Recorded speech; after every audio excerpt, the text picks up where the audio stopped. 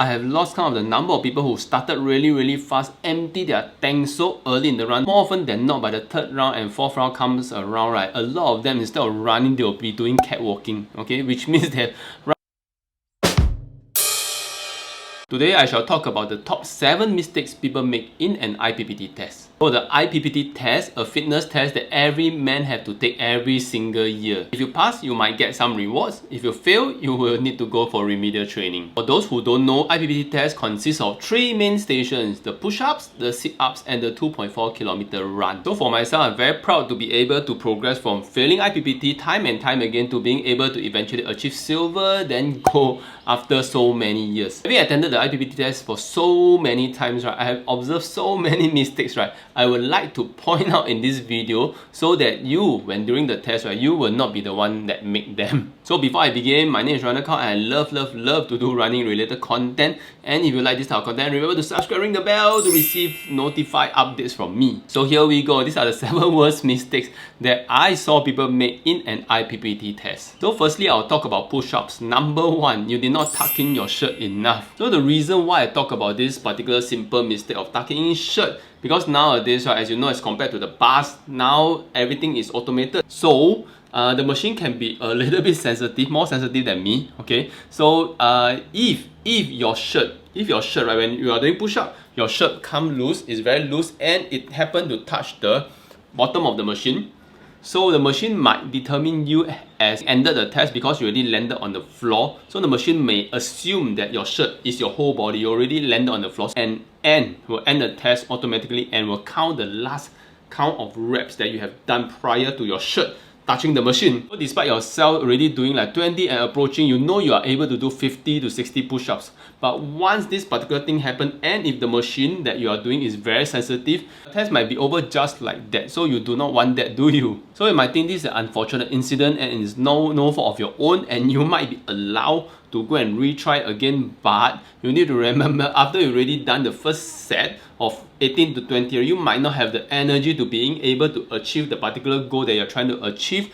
prior to the test. So next time you really need to do, what you need to do is to put all your whole shirt into your pants, and you can pull all your pants up looking like a very strange fella. It is alright. It's better than having to end the test prematurely. Yeah. Okay, number 2, doing a half-pass push-up. I already told you that the machine is very sensitive nowadays.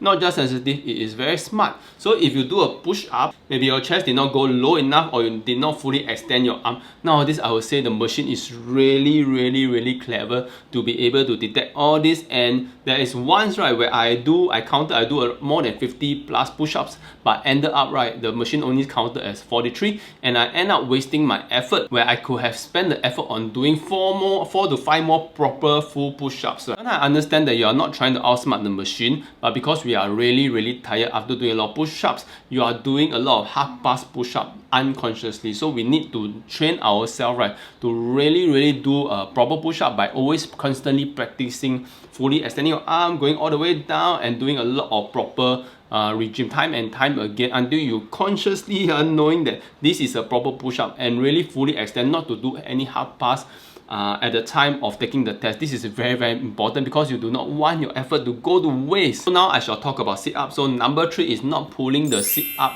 leg belt tight enough. Yes, those that have taken the test before, you know that your leg will be confined to 2 particular belt whereby you need to pull it tight so that you will be able to hold your feet in place and your body will be able to go out without anyone holding your feet. So last time, right, in the olden ages, you have a partner, right, holding your feet down for you, but nowadays, right, it depends on yourself. You need to really pull the belt really tight before you even commence. For myself, I have made these mistakes before, right, not really pulling the belt tight, and this really affect my momentum, my rhythm, needing to spend a lot of effort to propel my body up and complete the rep. If your belt is very tight, very firm, right, you will be able to spend less effort to being able to do your reps and being able to achieve the number that you want. But if all of a sudden, right, it come loose and your leg is loose, your feet is loose, right, so remember, the machine will not wait for you. The 60 seconds that you need to complete the maximum number of reps, right, will not stop, but the timer will never stop for you. And after training so hard, right, this will really be unfortunate. So really pay attention to these basic things first before you start your reps. So number 4, similarly like the push-up station, please try your best not to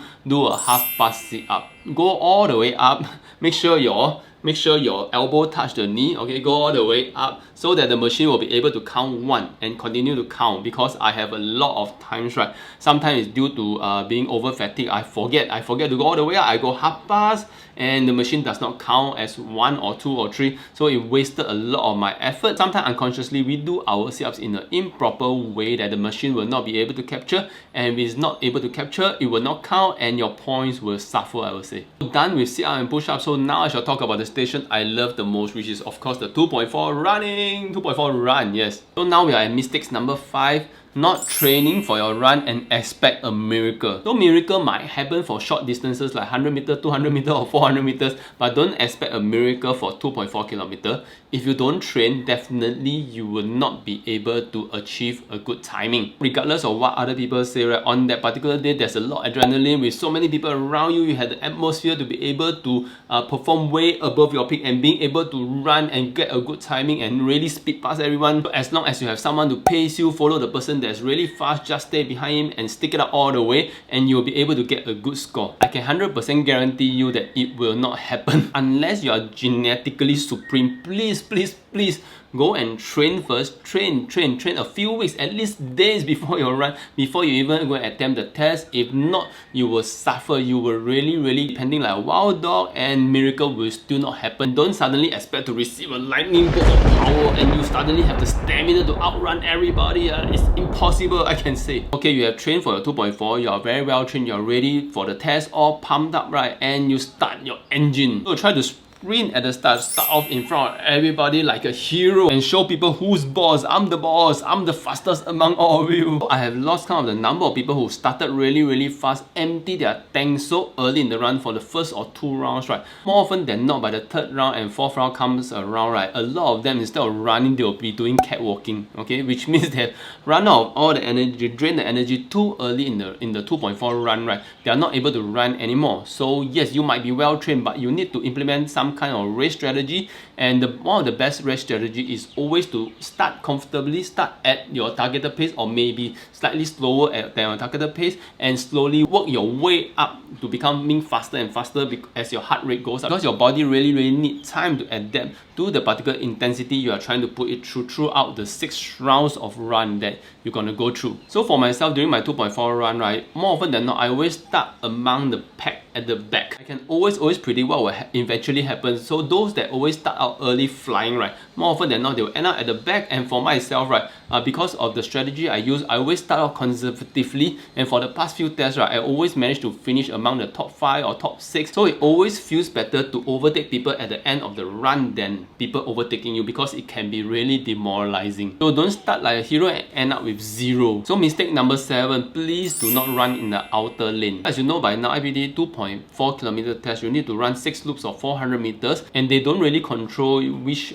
particular lane that you run. So I saw a lot of runners, right, run throughout the 6th round, right, they run on the outer lane. Outer lane means you need to cover more distance, right, and covering more distance in the particular stipulated time means your timing will definitely suffer. Try your best as much as possible. Try to shuffle to the inner lane. I know it sometimes can be crowded, and try to shuffle as much as possible, and do not run at the outer lane all the while unless you are walking or you're running very slowly. Don't make these particular mistakes of covering more distance than you need to if you want to achieve a better timing. So that's it. These are the 7 worst mistakes that people make in the IPPT test. So is there any other mistake that you observed before or you have made before? So feel free to share in the comments below. So if you like today's video, please remember to give me a thumbs up and subscribe to this channel to stay notified of new content from me. So I wish you all the best in your next IPPT test. I'm sure with discipline training you will be able to do well, and remember to stay safe and keep on training.